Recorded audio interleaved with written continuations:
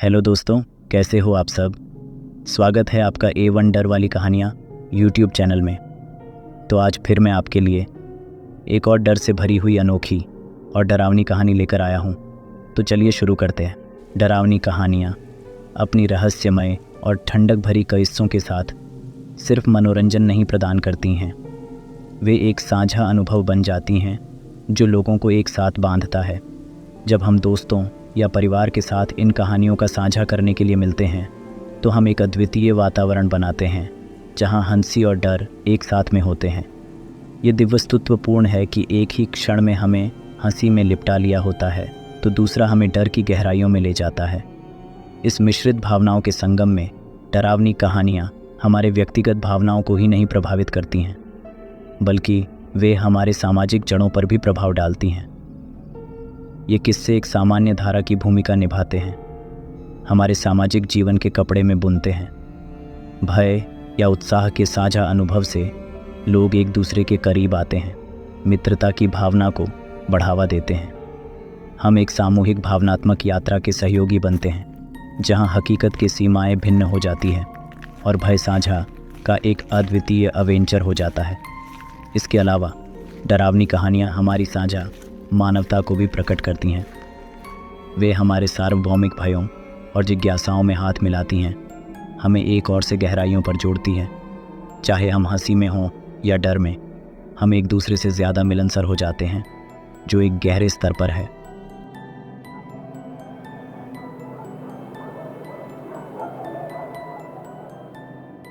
यह भूतिया कहानी एक ऐसी प्रेत आत्मा की सच्ची कहानी है जो लोगों को भ्रम में डालकर अपनी ओर बुलाती है और फिर उन्हें पानी में खींचकर मार डालती है। ये बात तब की है जब मैं अपने गांव में रहता था। अब मैं जॉब करता हूँ, इसलिए अब मैं शहर में रहता हूँ। तो बात कुछ ऐसी है कि मैं अपने गांव में जिस स्कूल में पढ़ता था उसके पास ही एक काला तालाब था। ये तालाब बहुत पुराना है और इसका जो पानी है उसका इस्तेमाल कोई नहीं करता है। इस तालाब के आसपास कई सारी जादियाँ आदि उग चुकी है। इस तालाब के चारों ओर सीढ़ियाँ हैं और उन पर काई जमी हुई है। इस तालाब के आसपास कोई नहीं जाता और जाना तो दूर, कोई इस तालाब वाले रास्ते का इस्तेमाल भी नहीं करता है। ऐसा भी नहीं है कि कोई बिल्कुल भी इस्तेमाल नहीं करता। कुछ लोग जाते हैं इस रास्ते से, पर केवल दिन में, और वो भी केवल 2 या 3 लोगों के समूह में। कहते हैं कि इस तालाब के अंदर एक ऐसा भ्रमजाल है जो लोगों को अपने वश में कर लेता है और उन्हें इस तालाब के पानी के अंदर डूबा देता है। और इतना ही नहीं, मरने के बाद उस व्यक्ति की लाश तक नहीं मिलती है। कुछ दूसरे लोगों का मानना है कि इस तालाब में एक खजाना छिपा हुआ है और जो कोई भी उसे लेने जाता है वह रहस्यमयी तरीक़ों से गायब हो जाता है। ऐसा हमारे यहाँ के लोग कहते हैं। पर मेरे साथ एक ऐसा खौफनाक वाक़या पेश आया जो इन दोनों बातों का खंडन करता है। एक दिन मैं शाम को घर के लिए सामान खरीदकर वापस घर लौट रहा था तो मैंने सोचा कि उस तालाब वाले रास्ते से निकलता हूँ, क्योंकि वो एक छोटा रास्ता था। तो मैं उस रास्ते से जाने लगा। उस समय शाम हो चुकी थी और केवल थोड़ा थोड़ा उजाला था। मैं अब उस तालाब के किनारे से निकल रहा था कि तभी मैंने देखा कि एक आदमी उस तालाब की एक सीढ़ी पर खड़ा तालाब के पानी की ओर देख रहा था। मैं भी चलते चलते उसे ही देख रहा था कि तभी वो मेरी ओर देखने लगा और हंसने लगा। मैं ये देखकर चौंक गया कि आदमी उस जगह क्या कर रहा है। कुछ 2 कदम चलने के बाद मैंने देखा कि वो आदमी अपने घुटनों के बल बैठकर तालाब के पानी में किसी को देख रहा था। तभी तालाब के अंदर कुछ हलचल हुई और तालाब से एक भयानक सा दिखने वाला आदमी, जिसके शरीर पर मांस तक नहीं था, केवल हड्डियाँ थीं, उस आदमी को खींचकर पानी के अंदर ले गया। ये देखकर मैं काफ़ी डर गया और 1 सेकंड के लिए मैंने उस आदमी को बचाने के बारे में भी सोचा, पर दूसरे ही सेकंड में उस जगह से तेज़ी से भाग गया। मुझे उस आदमी के डूबने से ज़्यादा इस बात से डर लग रहा था कि वो खूंखार आदमी कौन था जो उस तालाब के पानी से निकलकर उस आदमी को अंदर खींच ले गया था। जब मैं घर पहुंचा तो मैंने सभी को उस घटना के बारे में बताया। उन्होंने सबसे पहले तो मुझे खूब डांटा और कहा कि किसने तुझे उस रास्ते से आने को कहा था।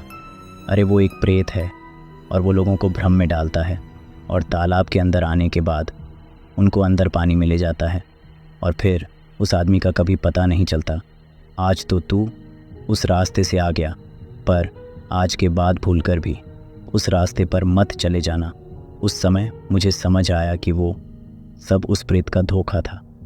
अगर मैं उस आदमी को बचाने चला जाता तो फिर वो मुझे अंदर खींच लेता। शायद वो आदमी भी लोगों को शिकार बनाने के लिए उस प्रेत का रचा जाल था।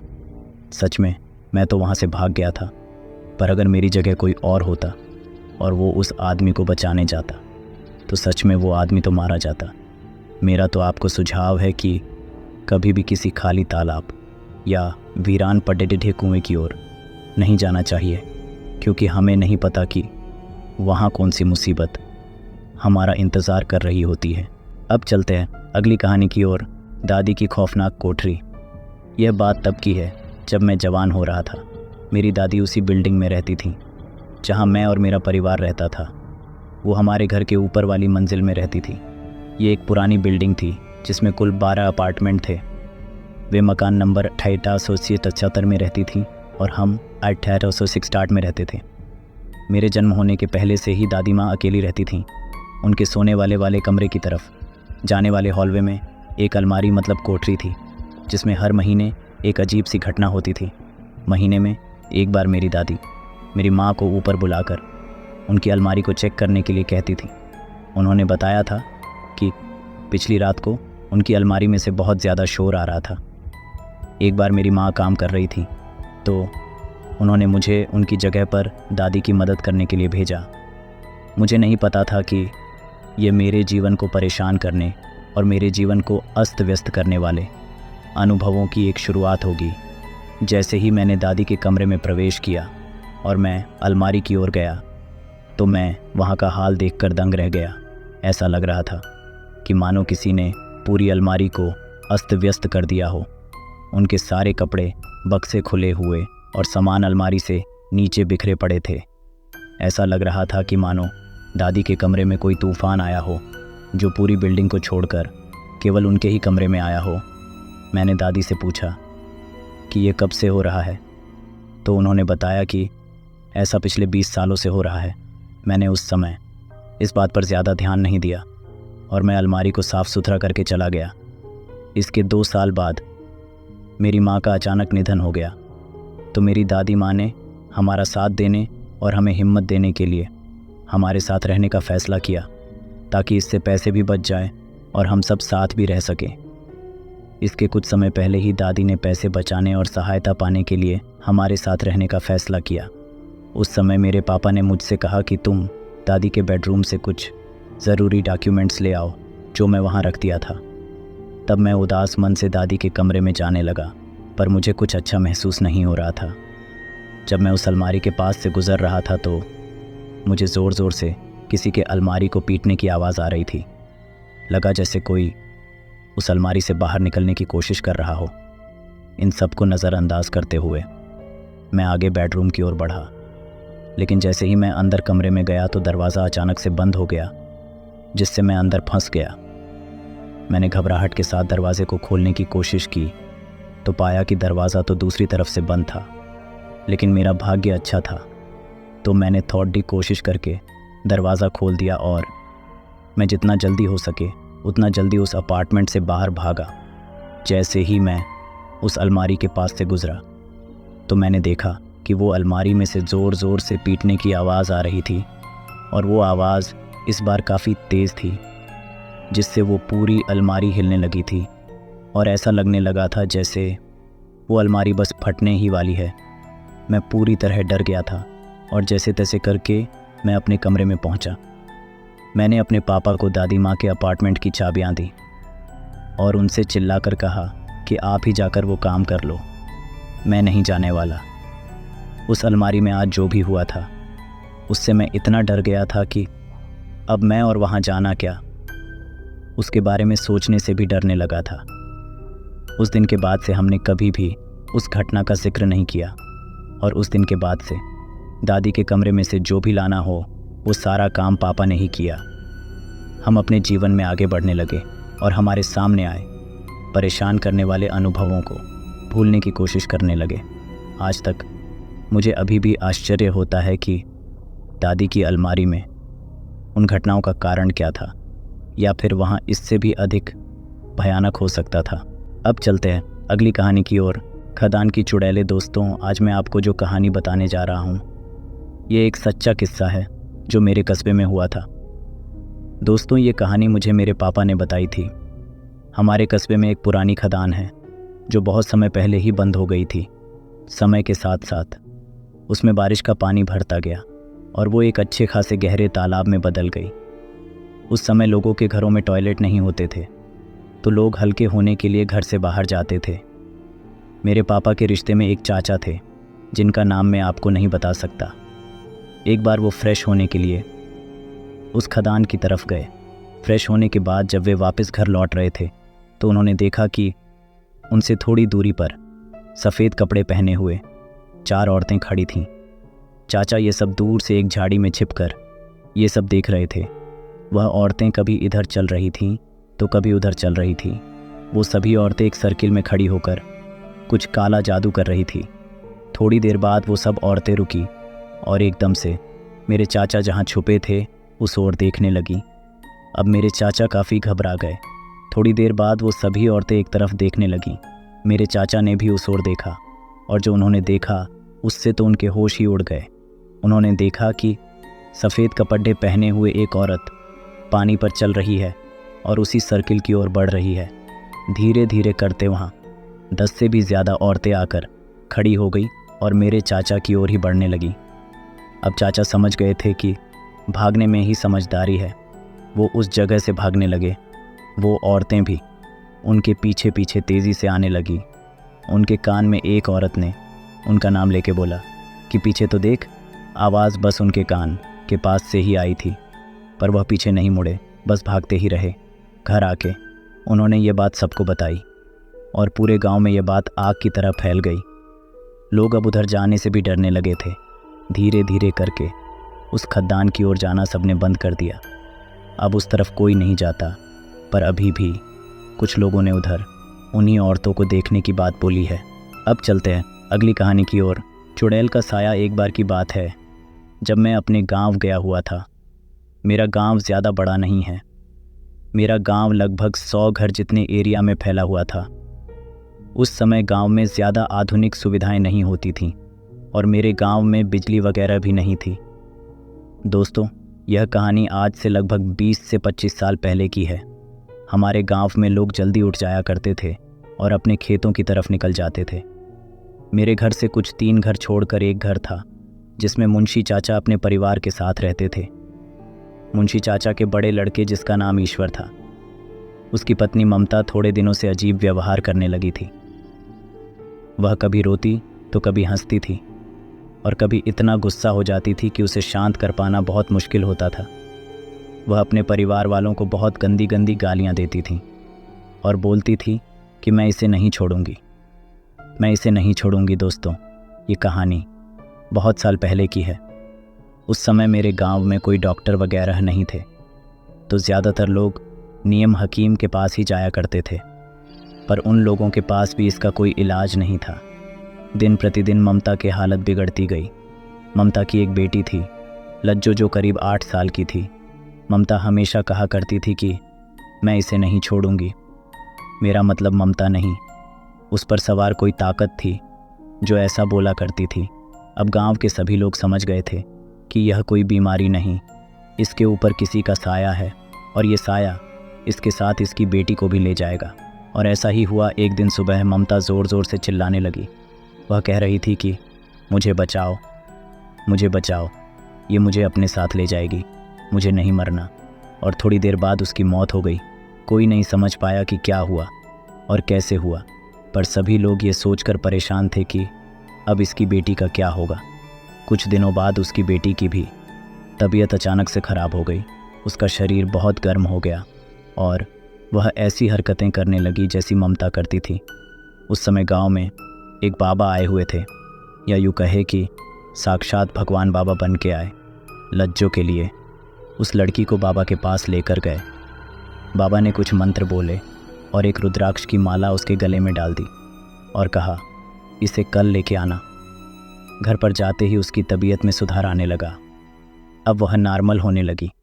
उसे अगले दिन फिर ले गए बाबा के पास। बाबा ने उससे पूछा कि तू कौन है? इस बच्ची ने तेरा क्या बिगाड़ा है जो इसे अपने साथ ले जाएगी? और इसकी माँ का क्या दोष था? अब लज्जो एक औरत की आवाज़ में बोलने लगी। औरत नहीं, ऐसी भयंकर आवाज़ तो एक चुड़ैल की ही हो सकती है। मेरा नाम कुंडी है और मैं पास के जंगल में रहती हूँ। पास के जंगल में एक बहुत बड़ा बरगद का पेड़ है जिस पर मैं रहती हूँ। इस लड़की की माँ ने बरगद को काट दिया था और इस बात से मुझे बहुत गुस्सा आया और मैं इसकी माँ पर चढ़ गई। बाबा ने पूछा कि इसमें इस बच्ची का क्या दोष है? तूने बदला लेना था, इसकी माँ से वह तूने ले लिया। अब इस बच्ची को क्यों तुम अपने साथ ले जाना चाहती हो? उस चुड़ैल ने कहा, मुझे ये बच्ची बहुत पसंद आ गई है और मैं इसे अपने साथ ले जाऊंगी, चाहे तुम कुछ भी कर लो। बाबा ने कहा, इसे ले जाके तो देख। बाबा ने कुछ मंत्र पढ़े और अपने झोली से एक किताब निकालकर उसे पढ़ने लगे। उस चुड़ैल ने कहा, यह बंद करो, इससे मुझे तकलीफ़ हो रही है। और वह चुड़ैल उस लड़की को छोड़कर खेतों की तरफ गेहूं की फसल से होते हुए उस जंगल की तरफ भाग गई। बाबा ने एक माला निकाली और उस लड़की को गले में पहनाते हुए उसके परिवार वालों से बोला कि इस माला को इसके गले में बांधे रहने देना। उसके बाद से लज्जो एकदम ठीक है। इस पॉडकास्ट में हम एक परिवार के साथ में हुए 3 भूतिया अनुभवों के बारे में जानेंगे। पहला अनुभव उसके भाई के साथ हुआ था। दूसरा अनुभव उसे खुद हुआ था, इसमें वह अपनी दादी की आत्मा को महसूस करती है। तीसरा अनुभव इसके दादाजी के साथ हुआ था। छलावा भूत की सच्ची घटना यह मेरे भाई के साथ हुआ था जो हैदराबाद में रहता है। ये बात 2015 की है। वह उस समय बीटेक की पढ़ाई कर रहा था। उसका एक दोस्त था जो एक लड़की से प्यार करता था। वो उस लड़की से शादी करना चाहता था, लेकिन उस लड़की के माँ बाप ये नहीं चाहते थे। इसलिए उन दोनों ने माता पिता को बताए बिना शादी करने का फैसला किया। उस लड़के के भाई, मेरे भाई और कुछ दोस्तों की मदद से उन्होंने शादी की। उन दोनों को अपने व्यक्तिगत कारणों के कारण सभी के संपर्क से बाहर रहना पड़ रहा था। मेरे भाई ने सोचा कि शहर से बाहर रहना सबसे अच्छा होगा, इसलिए उन्होंने वहाँ एक कमरा ले लिया और वे उस जगह रहने लगे। उस जगह को कोई नहीं जानता था सिवाय मेरे भाई और उसके दोस्तों के। रात के समय शायद 3 बजे जिसकी शादी हुई थी, उसने मेरे भाई को बुलाया और कहा कि उसे बाहर से कुछ आवाज़ें सुनाई दे रही हैं और कोई दरवाज़ा खटखटा रहा है। मेरे भाई ने उन्हें यह कहते हुए दिलासा दिया कि यह कोई जानवर होगा क्योंकि यह शहर का बाहरी इलाका है। अगले दिन मेरा भाई उन दोनों के पास गया। उन्होंने कहा कि वे किसी गांव में जाना चाहते हैं और अगले दिन वे लौट आएंगे, इसलिए उन्हें बस में भेजने के बजाय मेरे भाई ने उन्हें अपनी कार दे दी। मैं ये बताना भूल गया कि मेरी माँ उस समय हैदराबाद में थी। अगर मेरा भाई बिना कार के घर जाता तो वह उसे ज़रूर डांटेगी, इसलिए उसने घर जाने की बजाय उस दिन कमरे में रात रुकने का फ़ैसला किया। दोपहर को तो कुछ नहीं हुआ, लेकिन रात में जब वह बिस्तर पर लेटकर गाने सुन रहा था तो उसे कुछ आवाज़ें सुनाई दी, जैसे कोई छत पर कूद रहा हो। उसने सोचा कि शायद ईयरफोन में कोई ख़राबी होगी और उसने इस बात को नज़रअंदाज कर दिया और कुछ समय बाद उसने हेडफोन को हटा दिया क्योंकि उसे नींद आ रही थी। रात 3 बजे उसने सुना कि कोई दरवाज़े पर नॉक कर रहा है। उसने सोचा कि वह दरवाज़ा खोले, पर उसने नहीं खोला। अचानक उसने एक लड़की को चिल्लाते हुए सुना। वह कह रही थी, दरवाज़ा खोलो, कोई मुझे मारने की कोशिश कर रहा है। आवाज़ कई बार रिपीट हुई।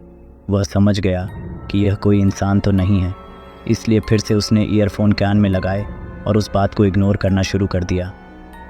अगली सुबह वह दोनों पति पत्नी आए और मेरे भाई ने उनसे पूछा कि क्या उन्होंने भी वही बात सुनी थी, रात वाली, और उन दोनों ने कहा कि हाँ, मैंने आपको केवल उस आवाज़ के कारण ही बुलाया था।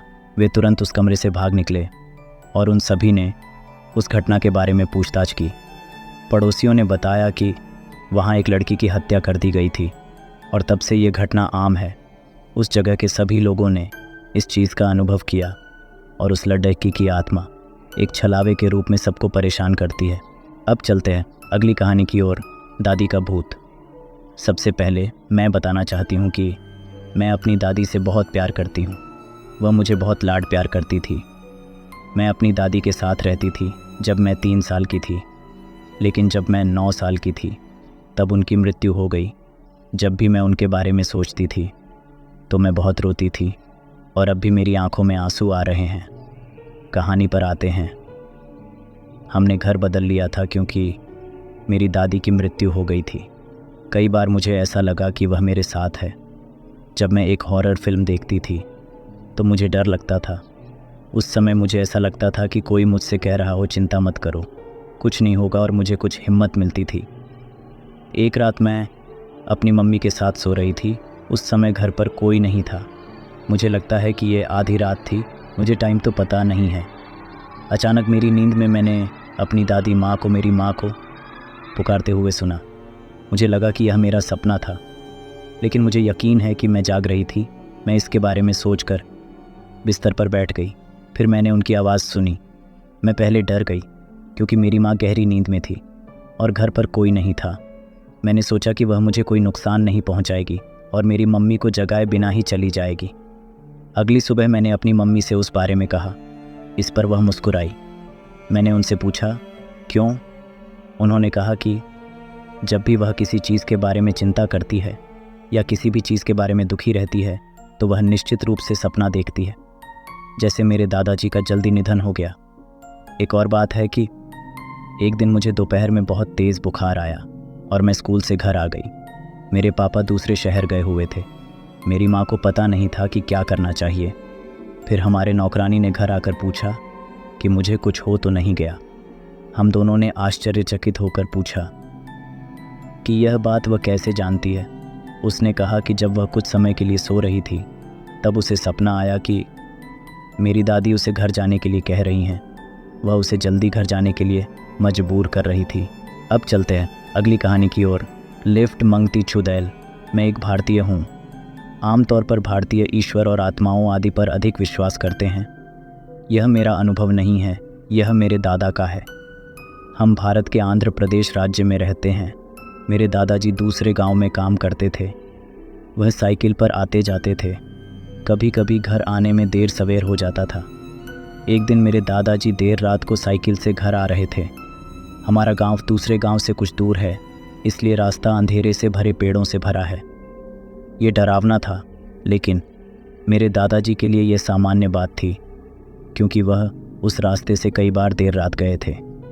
जाते समय उन्होंने सफ़ेद साड़ी में एक महिला को लिफ्ट मांगते देखा, लेकिन मेरे दादा नहीं रुके।